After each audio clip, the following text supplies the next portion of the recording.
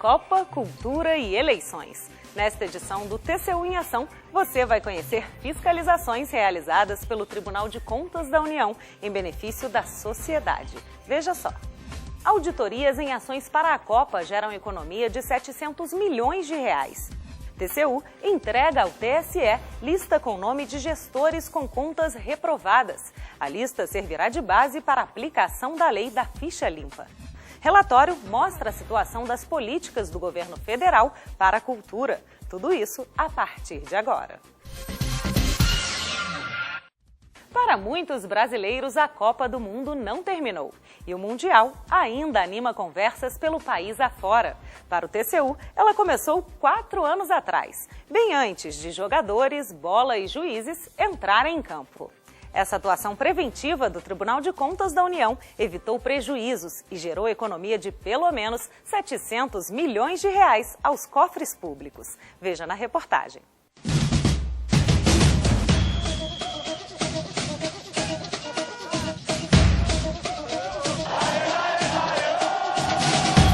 As cores da bandeira ainda estão estampadas por todo o Brasil.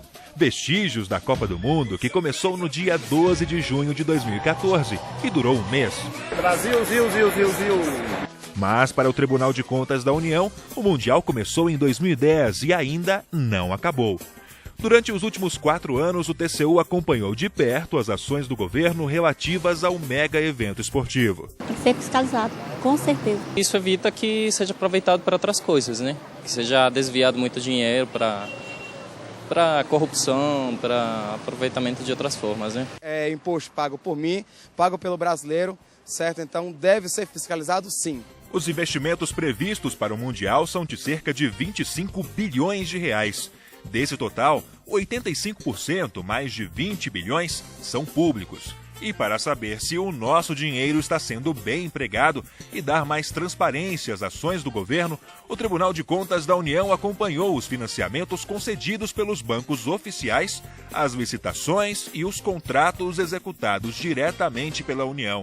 Isso inclui financiamentos para a reforma de estádios e obras de transporte urbano, além de investimentos em aeroportos, portos, segurança, saúde e compra de equipamentos. Já a fiscalização da execução das obras dos estádios e de transporte urbano ficou a cargo dos tribunais de contas estaduais e do DF. A partir do anúncio das 12 cidades-sede em 2009, começou a etapa de planejamento.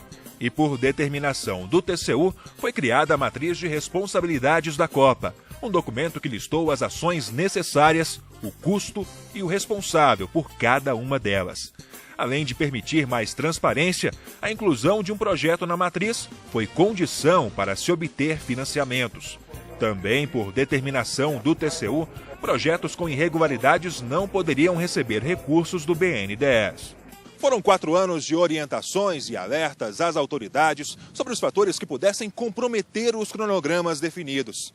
A maioria dos problemas encontrados pelo TCU envolvem deficiências no planejamento e nos projetos. A atuação do TCU gerou, até o momento, benefício de cerca de 700 milhões de reais. Quase 100 milhões foram obtidos após correções no orçamento para a reforma do estádio do Maracanã, no Rio de Janeiro.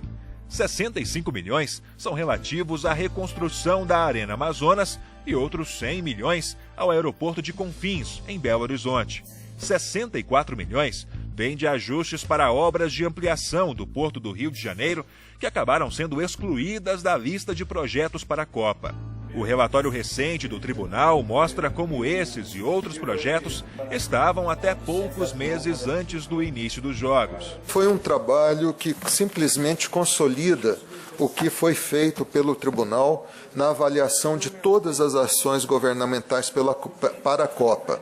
Ele mostra tudo que deu certo e o que, lamentavelmente, não foi adequadamente executado. Até fevereiro, das 26 obras de responsabilidade da Infraero, 16 ainda estavam em execução.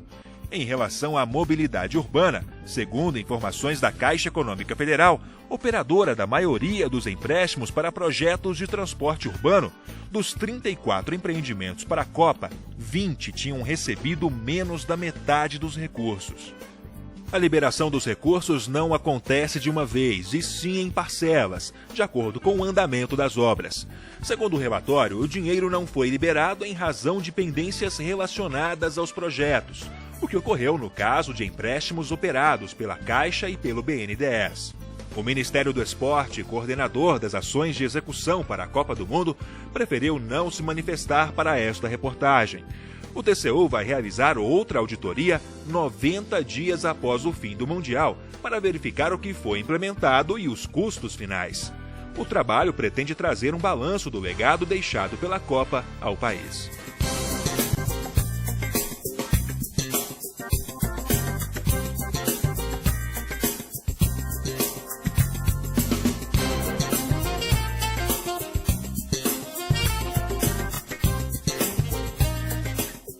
O acesso à cultura é um direito de todos os brasileiros. E garantir esse acesso e valorizar as manifestações culturais é dever do Estado. Para saber como o governo federal tem cumprido essa missão, o TCU fez um retrato das políticas públicas para a área cultural, que você vai conhecer agora. O patrimônio cultural é a memória viva de uma nação. O acesso e a conservação dessa riqueza produzida ao longo da história é primordial para o crescimento dos indivíduos e para o fortalecimento de um povo. Reconhecer, valorizar, proteger e promover a diversidade cultural é dever do Estado, previsto na principal lei do país, a Constituição Federal. Por isso, o Tribunal de Contas da União decidiu oferecer à sociedade uma visão geral das políticas públicas para a cultura. A fiscalização sistêmica, que ganhou o nome de Fisquicultura, identificou como os recursos estão sendo direcionados e quais são os grandes temas da área cultural. O Fisquicultura, ele vem para começar a cumprir essa missão que a gente tem de compreender melhor esse segmento do setor público, que é extremamente relevante, que tem que se articular fortemente com a sociedade, porque quem vai efetivamente produzir, promover a cultura não é o Estado, é a sociedade. A gente buscou alguns elementos inicialmente muito tradicionais para fazer essa análise. O mais tradicional deles o que é? É olhar para o plano plurianual e para o orçamento. O orçamento federal para a cultura tem aumentado nos últimos anos, mas a estrutura do ministério responsável não acompanhou essa evolução. Assim, boa parte das despesas previstas deixaram de ser concretizadas pela deficiência na capacidade operacional do órgão. Em 2012, a dotação orçamentária para a cultura ficou em torno de 3 bilhões de reais, somando todas as fontes de receita para a área. O orçamento do Ministério da Cultura é uma delas. Neste mesmo exercício, o órgão recebeu autorização para gastar 883 milhões de reais, mas apenas 227 milhões foram liquidados. Esse valor corresponde a materiais, serviços e investimentos que foram de fato adquiridos ou realizados. O MINC ele tem um baixo orçamento autorizado, historicamente, e combinado com um baixo orçamento autorizado, um baixo orçamento executado. E uma das explicações que a gente encontra para isso é o fato de que a política cultural ela é pouco óbvia. Então isso cria uma dificuldade para a disputa orçamentária desse ministério. Boa parte dos recursos para as ações vem de incentivos fiscais. Um dos pilares do Programa Nacional de Apoio à Cultura, o PRONAC, instituído pela Lei Rouanet. O Fundo Nacional de Cultura é outro instrumento de apoio ao PRONAC, que tem como objetivo captar e destinar recursos para projetos compatíveis com as finalidades do programa. O fundo teve forte aumento de receita, passando de 87 milhões de reais em 2010 para 1 bilhão e 100 milhões. As receitas do Fundo Nacional de Cultura subiram principalmente a partir da Lei 12.485, a Lei da TV Paga, que regula e oferece condições à transmissão de televisão por assinatura no Brasil e incentivo à produção audiovisual nacional. Além de incentivar manifestações culturais, o governo busca facilitar o acesso da população à produção cultural. O Vale Cultura, financiado com incentivo fiscal, dado a empresas, é um exemplo. No valor de R$ 50, ele é oferecido a trabalhadores de baixa renda e estimula a compra de produtos e serviços culturais desenvolvidos no Brasil. O povo brasileiro ele precisa se identificar na sua produção de arte, nas artes plásticas, no cinema, no teatro, nos quadrinhos. E isso só ocorre quando esse povo tem estímulo econômico. Para checar se as iniciativas estão alcançando os objetivos, o levantamento feito pelo TCU avaliou indicadores e concluiu que eles não refletem os resultados buscados. A avaliação se concentrou no programa para preservação, promoção e acesso à cultura. O Ministério da Cultura informou que já fez alterações no programa e implementou melhorias de processos e resultados. Além disso, com o programa de pactuação de desempenho, pretende melhorar mecanismos de monitoramento e de avaliação. Algumas das metas do programa estão voltadas a expandir o acesso e a produção cultural, só que até a conclusão da fiscalização, a Ancine não tinha regulamentado os critérios para a distribuição dos recursos. O levantamento feito pelo TCU foi enviado ao Congresso Nacional e servirá de base para as próximas fiscalizações. A gente vai fazer o Fisquicultura 2014 e dentro do Fisquicultura 2014 a gente vai fazer um grande apanhado sobre as políticas de direito à memória. Se nós não fizermos um investimento para a valorização da cultura nacional, a gente vai ficar sempre consumindo uma cultura externa. A seguir, Tribunal monitora medidas para melhorar o programa de proteção a depoentes especiais. O intervalo é rápido. A gente volta já.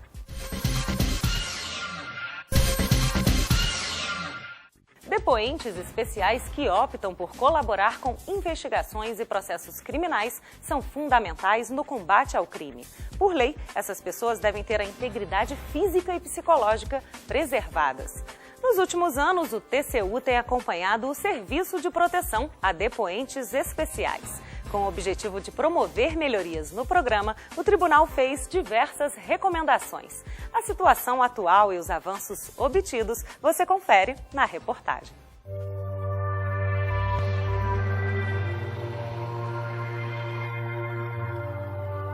De acordo com o Ministério da Justiça, mais de 50 mil assassinatos ocorrem no Brasil todos os anos e apenas 8% são solucionados. Um dos motivos é a falta de testemunhas, que ajudam na produção de provas. Proteger as pessoas que decidem colaborar com as investigações é a função de programas federais e estaduais voltados a testemunhas e a depoentes especiais. A testemunha é uma pessoa que tem conhecimento sobre fato criminoso, né, que pode, sem ter envolvimento propriamente dito na prática, né, ele tem conhecimento, ouviu falar, ou tem um conhecimento indireto, e que pode ajudar a desvendar o crime. Além disso, entra também nisso, né, as próprias vítimas. Né, a vítima é também uma testemunha com uma qualidade especial, com uma proteção maior, mas é uma pessoa que está a serviço da justiça para ajudar a identificar a autoria do crime, certo? E o depoente especial é uma categoria criada pelo decreto, certo? Para abarcar não só os réus, porque os réus também, colaboradores, estão exercendo algo, né, de interesse, né, da justiça. Então, o réu colaborador é uma pessoa que acaba também sendo um membro de quadrilha que resolve, né, delatar os seus colegas. É uma pessoa que está sob risco de vida, normalmente, certo? E, além disso, pessoas que não se enquadram nisso, né? Pessoas que podem colaborar de qualquer forma com a investigação, se expondo sua integridade, mas que não se enquadrem no programa de proteção à testemunha propriamente dito. Para o defensor público, a pouca colaboração para desvendar crimes está relacionada não só à falta de estrutura do Estado, mas também à mudança radical na rotina dessas pessoas. Tem graus de proteção, né? Tem um grau que vai desde a vigilância doméstica, né, ter uma pessoa lá para vigiar a sua residência, até as pessoas que têm de realmente mudar de nome, mudar de estado de federação, certo? Abdicar de morar em grandes centros urbanos, certo? Então são pessoas que se colocam, essas pessoas que se veem nessa situação de risco, são pessoas que se veem em um verdadeiro desterro, né? Sob confiança do Estado. Atento a essa situação, o Tribunal de Contas da União tem avaliado a execução dos programas de proteção a vítimas e testemunhas ameaçadas e depoentes especiais. Nos últimos 10 anos, foram 5 fiscalizações. Os serviços são executados pela Polícia Federal e pela Secretaria de Direitos Humanos e acolhem pessoas nos estados que não possuem serviço específico de proteção. Um dos benefícios alcançados após a atuação do TCU foi justamente a ampliação desses serviços no território nacional. A grande maioria dos estados fazia assistência de maneira informal. No primeiro momento, haviam 10 estados. Quando nós fizemos o monitoramento, 15 estados. Tá? Apesar de ter havido um crescimento de 50% de um primeiro momento para um segundo momento, nós ainda temos 12 estados, 11 estados mais o Distrito Federal, que estão fora dessa totalidade. Também foram estabelecidos locais específicos para receber depoentes especiais, além da ampliação de treinamentos, capacitações e atualizações de policiais federais e estaduais que trabalham diretamente com os programas. Para o coordenador do Departamento de Monitoramento e Fiscalização do Sistema Carcerário do CNJ, é importante que o TCU acompanhe a questão dos depoentes especiais, que precisam da devida atenção do Estado. É uma grande deficiência, é uma grande dificuldade. Nós não temos hoje como ter uma colaboração mais efetiva dos presos que têm conhecimento de crimes graves envolvendo organizações criminosas. E imagine um preso denunciar crimes graves praticados por um secretário de Justiça, um secretário de Segurança de Estado. Ele permanecer dentro do sistema prisional daquele Estado pode representar a morte para aquela pessoa. Os avanços obtidos ainda não são suficientes para atender a todos os que deveriam ser assistidos. É importante que o governo invista mais nesses programas e nós vamos, com isso, avançar na investigação daqueles crimes mais graves. A equipe de auditores do TCU também verificou que as pessoas ameaçadas, que já vivem em clima de tensão, têm o sofrimento agravado pela demora no desfecho do processo judicial, o que pode ser evitado por meio da produção antecipada de provas. Após a constatação do TCU feita em 2010, o Congresso aprovou alterações na lei que trata da organização de programas de proteção a vítimas e testemunhas ameaçadas, que passou a considerar prioritários os processos relacionados a pessoas nessa situação. A lei também tornou obrigatória a produção antecipada de prova testemunhal e, atualmente, a Secretaria de Direitos Humanos e o Conselho Nacional de Justiça têm se articulado para que a norma seja cumprida. Essa alteração é algo que é bem-vindo, porque coloca o quê? Logo no início do processo, ela não fica esperando o andamento processual, que às vezes pode levar anos, para poder depor. Um outro ganho importante foi um acordo de cooperação entre a Polícia Federal e o Departamento Penitenciário Nacional para que houvesse a disponibilidade de celas específicas para o depoente especial. A Secretaria de Direitos Humanos da Presidência da República informou que tem intensificado articulações com os estados e com o Ministério da Justiça para ampliação dos sistemas de proteção. No próximo bloco, presidente do TCU entrega a lista dos responsáveis com contas julgadas irregulares ao presidente do TSE. A gente volta em instantes. O presidente do TCU, ministro Augusto Nardes, entregou a lista dos responsáveis com contas julgadas irregulares ao presidente do Tribunal Superior Eleitoral.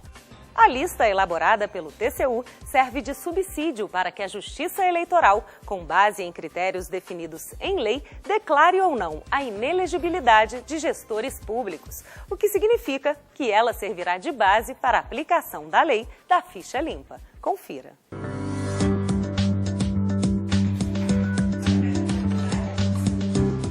A menos de 3 meses para as próximas eleições, que irá definir os novos governantes do país, os brasileiros terão o desafio de escolher aqueles que poderão representar da melhor forma os interesses da população. Mas muitos dos candidatos não costumam ter a ficha tão limpa quanto se espera. Esse político não poderia nem se candidatar, né? Poderia eles botar em prática a lei, né? A lei da ficha limpa, mas infelizmente no nosso país tudo se dá um jeito, né? Não votaria não. Porque é fora de ética, né? Vai usar o dinheiro contra a gente mesmo. Tem que votar em quem usa o dinheiro em benefício do ser humano. A lei da ficha limpa, de iniciativa popular, favoreceu o combate à corrupção ao aumentar os casos já previstos para que alguém se torne inelegível. E uma das principais contribuições para o cumprimento da lei vem do TCU. O Tribunal de Contas da União entregou ao Tribunal Superior Eleitoral, no dia 24 de junho, a relação dos gestores públicos que tiveram suas contas rejeitadas por irregularidades praticadas durante o exercício da administração pública. A entrega da lista são daqueles que não têm as contas aprovadas. E esta entrega, em todas as eleições, tem se consolidado como a principal informação para que o Tribunal Superior Eleitoral possa se basear na lista dos inelegíveis, da chamada ficha limpa no Brasil. Portanto, o principal insumo para o país é esta lista que nós estamos entregando. A lista é preparada pelo TCU em todo ano de eleição e deve ser entregue até o dia 5 de julho. Ela identifica quem administrou o dinheiro público e teve as contas reprovadas pelo tribunal. O TSE vai usar essas informações para declarar quem será inelegível nas eleições de outubro deste ano. A competência do Tribunal de Contas da União é de avaliar e julgar as contas de gestores públicos, além de checar se os atos praticados por esses agentes foram legais e legítimos. Quando você emite para a sociedade uma lista de inelegíveis, você diz à sociedade qual o comportamento esperado também do eleitor durante as eleições, né? Isso é fundamental, isso diminui a compra de votos, isso diminui a troca de favores. Muitas vezes o gestor que se torna inelegível é exatamente aquele gestor que se aproveita do poderio econômico, muitas vezes conquistado dentro do governo, do poder público, para se eleger. É importante que esses candidatos não possam mais se reeleger, né? A lei da ficha limpa expõe o passado do candidato. Político com pendência criminal não deve poder representar a sociedade brasileira. É importante também para o povo, né, que conheça o passado do político também. Isso vai ser muito importante.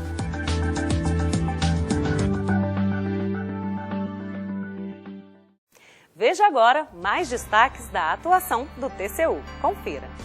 O TCU acompanhou a transferência de recursos feita pela União aos fundos de participação dos estados e do DF, o FPE, e dos municípios, o FPM. O controle apurou se as transferências feitas no segundo semestre de 2013 foram realizadas de acordo com os coeficientes estabelecidos para a distribuição dos recursos. O TCU verificou também o repasse para o Fundo de Compensação pela Exportação de Produtos Industrializados e para o Fundeb, voltado à educação básica e à valorização de professores. Segundo o TCU, elas foram regulares. PIB, inflação, taxa de juros, anistias tributárias. Todos esses fatores impactam diretamente nas receitas a serem obtidas pelo governo. A projeção para 2014, incluída no projeto de lei orçamentária anual, gira em torno de 2,4 bilhões de reais. O TCU avaliou os parâmetros e a metodologia de cálculo utilizada para fazer essa previsão e verificou o cumprimento de regras estabelecidas pela Lei de Responsabilidade Fiscal, a LRF. Segundo o tribunal, a exigência de previsão de receita para os próximos 2 anos não foi cumprida e faltam informações complementares sobre dívida ativa e quadro especificando as renúncias previdenciárias por região. O registro de agrotóxicos foi tema de audiência pública realizada na Câmara dos Deputados. Organizada pela Comissão de Seguridade Social e Família, a audiência debateu os procedimentos adotados pela Agência de Vigilância Sanitária, Anvisa, e contou com a participação de representante do TCU. O objetivo do trabalho foi avaliar os controles adotados pela Anvisa para a emissão do informe de avaliação toxicológica. As principais constatações foram fragilidade no registro de agrotóxicos, falha no controle interno da Gerência Geral de Toxicologia e falta de um sistema que reúna a atuação dos 3 órgãos envolvidos no registro de agrotóxicos: Anvisa, IBAMA e Ministério da Agricultura. Chegamos ao final de mais um programa. Participe das próximas edições do TCU em Ação e envie sugestões de reportagens para o e-mail tv@tcu.gov.br. A sua opinião é muito importante. Não deixe de acompanhar também as fiscalizações do TCU pelas redes sociais, Facebook, Twitter e pelo canal do YouTube. A gente volta a se encontrar no próximo programa. Até lá!